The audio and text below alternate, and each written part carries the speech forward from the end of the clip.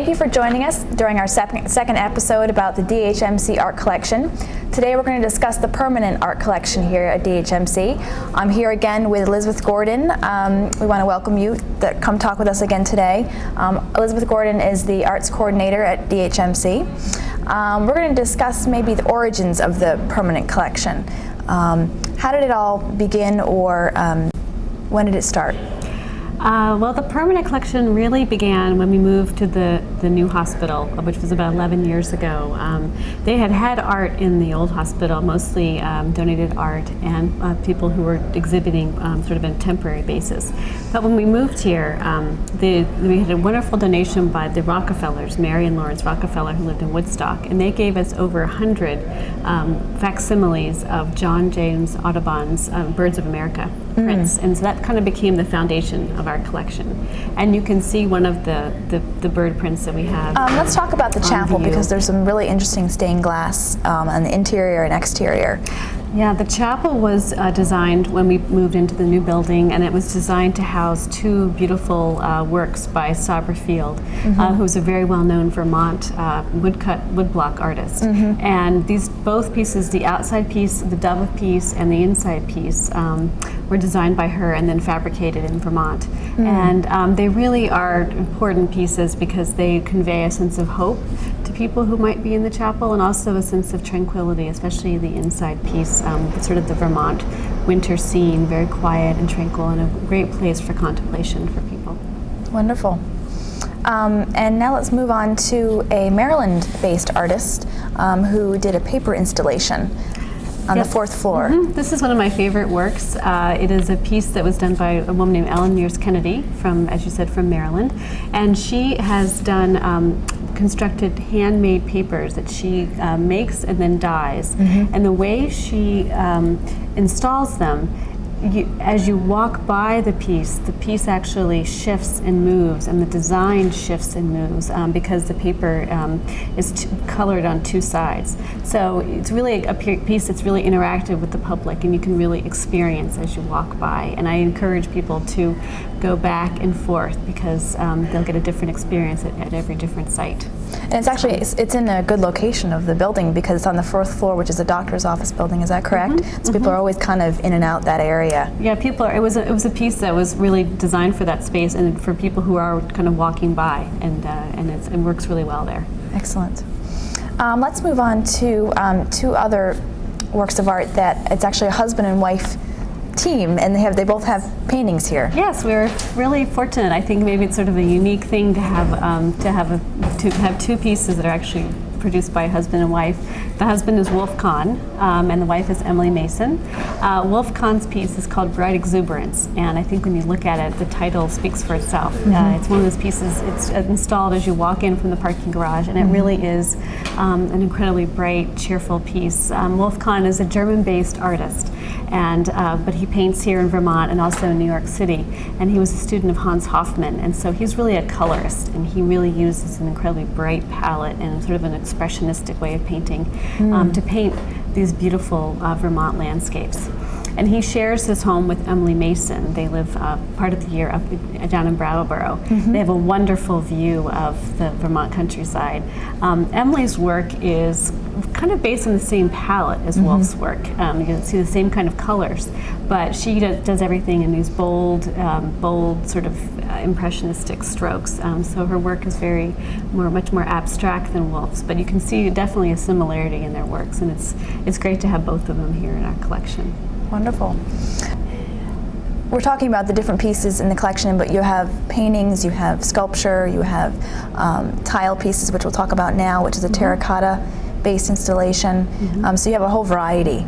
We do. The tile pieces that we have, there are two of them. They're actually complementary, and they again were commissioned from an artist in Connecticut named Elizabeth McDonald. And they really capture sunrise and sunset. The one on the left is called Sunrise, and the one on the right is called Sunset. And she is able to achieve a very impressionistic effect by the way she constructs the tiles. She takes pure pigment and she presses it onto wet terracotta, and then when it dries, and then she installs them as a mosaic. And the overall effect is very light and soft and atmospheric. We have another sculpture on our art collection tour right now, and it had a lot of different materials that are native to this area. Is that correct? Right. You're talking about Granite Statement, which is a piece by Peter Thibault, who's based in Boston. And I also commissioned this piece from him, and we really asked him to construct a piece that would incorporate a lot of the indigenous materials of Vermont and New Hampshire, and also reflects a lot of the leaves and the trees that we have here. So he put together this really large installation that has outlines of all the different trees that we have, maples and birch and oak. But he's also used some indigenous materials like maple and oak and birch, and also incorporated slate and granite into the piece. I should also say that there is a New Hampshire state quarter embedded somewhere in the piece, and it's always fun to see if visitors can find it. It's actually pretty hard to find. So. And we have another, in the entrance, the atrium entrance, you have a mobile. We do. It's our largest piece. It's actually 2 stories tall, and it was commissioned again by an artist in Seattle, Washington, named Corin Ralstad. And it was really thought that the atrium would feel very empty without something, and especially people in Chad on level 6 really wanted to have something to engage visitors, patients, children especially. So we had designed this mobile, and it's called Matisse Leaves because it reminded the artist after she was finished of the Matisse cutouts that he did later in life. It's made out of steel and anodized aluminum aircraft wire, and it actually sways and moves with the currents, the air currents, and you can, at any different point up on the staircase, you get a different view of it. So I encourage people to look at it from different angles. So it doesn't continuously move, but it definitely has a way of moving for the air. It doesn't. It's not completely independent, but they're all suspended. But just by virtue of the way they're suspended, they do kind of move with the air. So it's really called a hanging sculpture. And let's talk about another sculpture. It's a seated lady. And what is the base of the sculpture? What is it made out of? It's made out of rosewood, and it was donated by a former Dartmouth Medical School graduate who gave this to us a couple years ago. And it's a beautiful piece by Umberto Abrizio, made in the 1960s.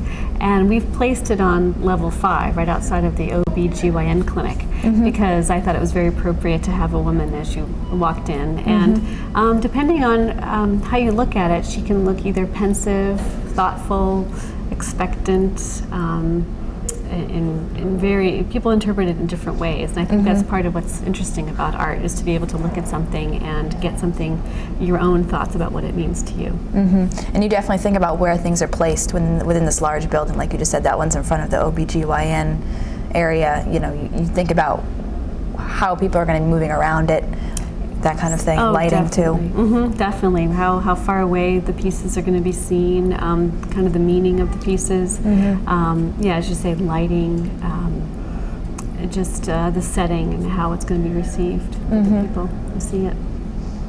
We have a really interesting one in Chad, which is a good location for it to bring children along and experience art. That's an great. Optical glass. It's an optical glass piece by Rufus Butler Sater, who's also from Boston, and he's created these holograms in glass. And there's a fish, a dolphin, and a turtle. And as you walk by them, they seem to move. The dolphin leaps, the turtle swims, and the fish kind of go in between the grass. And it's one of our most favorite and popular pieces, and you see people upstairs all the time going back and forth, just watching them go back and forth. It's a really, really lovely piece. Great. And you have another Vermont artist. We have two very large monumental pieces by 2 Vermont artists of landscapes, which really, even though they're different in style, really capture the essence of Vermont. One of them is called Big Pale Yellow by Eric Aho, and it's a very atmospheric picture, and it really captures sort of the mist rising off of the river on a summer day. It's very bright and Lots to soft. think about. We also have a lovely piece called Spring Waterway by Petrie Mitchell, who's also a Vermont artist. And this piece really captures springtime in Vermont as it emerges from a long winter. It has the sort of the bright greens that you see right as the new grass is coming, and it really suggests new life, rejuvenation, renewal. Which essentially is why the art collection is here. Exactly. At DHMC, why you've chosen to bring art to this location. Right. It's all really meant to inspire, to uplift, to give hope, to really affirm life and creativity. And we're actually sitting in front of more of a modern piece. It's by Doug Trump. Doug Trump, another Vermont artist. We've tried as much as we can to find work that's of the region. And this is probably one of our most abstract works. And it's, I think it's a really handsome piece, and I think it's a challenge to some people to think about and to look at modern art and abstract art. But I think, if you approach it in the right way and think about it not as so much what it is, but what it suggests to you, I think it can be a good exercise, and it can challenge you and make you think a little bit more about art and how not everything has to look like something to have meaning. Right, representation can be interpreted. And before we go, let's talk again about the guide to the art, which you said is available at what locations within the building? They're at the major information desk, the South, North, and Main information desk. And you can also get one delivered to you by calling volunteer services, and that number is 650-7056. And this really covers most of the art that we've talked about today, and it has a few maps, so you can actually find your way around. And it also has a few self-guided tours, so you can start at one end, and it'll guide you through 2 different tours of the art here. And the pieces we talked about today are represented in this guide. Yes, they are. Well, this is definitely an informational piece. People should take a look at it. It's nicely done. Something you can take home too. And I would like to say that most of the work that we've talked about today was purchased with a gift from the DHMC Auxiliary. They gave us a very nice, generous donation towards purchasing the work. And we're still looking for more gifts and more funding to purchase more work, because we really wanted to fill the walls with original artwork here.